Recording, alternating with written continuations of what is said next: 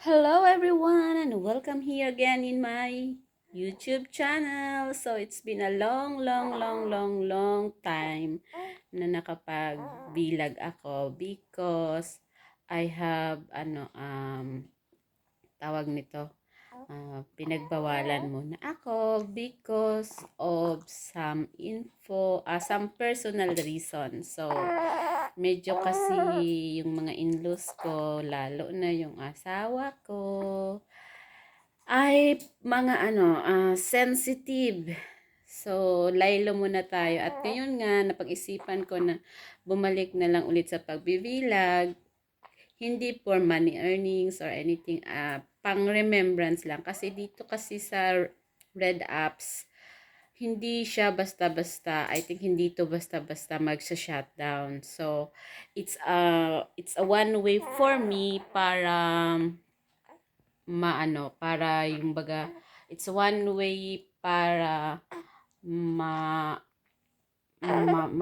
mabak maano ko yung flashback ko yung mga kakalokohan ko, yung mga pinagagawa ko sa life, at the same time yung pagiging maganda ko. Char lang. Hindi kasi na as of the moment kasi I feel I feel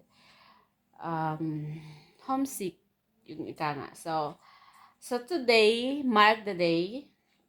It's February 23, 2026. So, pag nagbibilag pala ako at nagpo-post ako dito sa YouTube ko, siya on the spot. So, walang intro-intro, walang edit-edit. Diretso na agad salpak. Ano pang gagawin natin? Ganun naman, ganun din naman kahit magawa ka ng intro-intro. Ay, sus.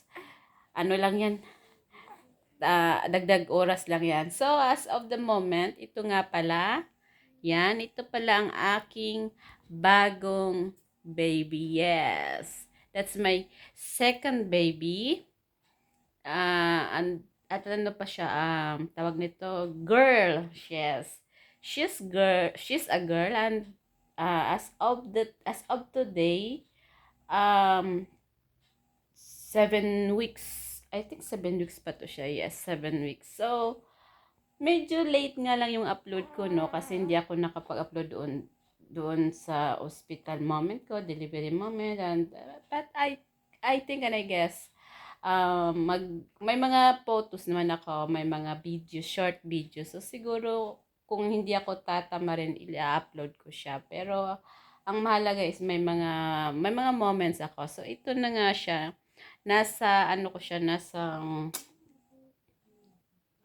dibdib ko kasi nagbo-burping kami. So, tapos na siyang mag-burp, okay na, patulog na siya, ililipat ko na siya doon. At,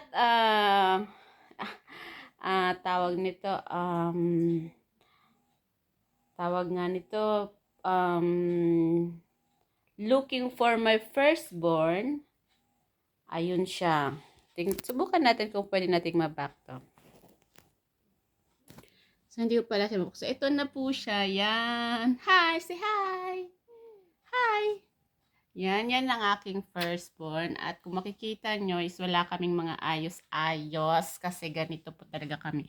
Early in the morning. Yan ang aking firstborn. At she is 3 years old and half. Yes. At next month, I guess, mag-start na siya ng schooling niya.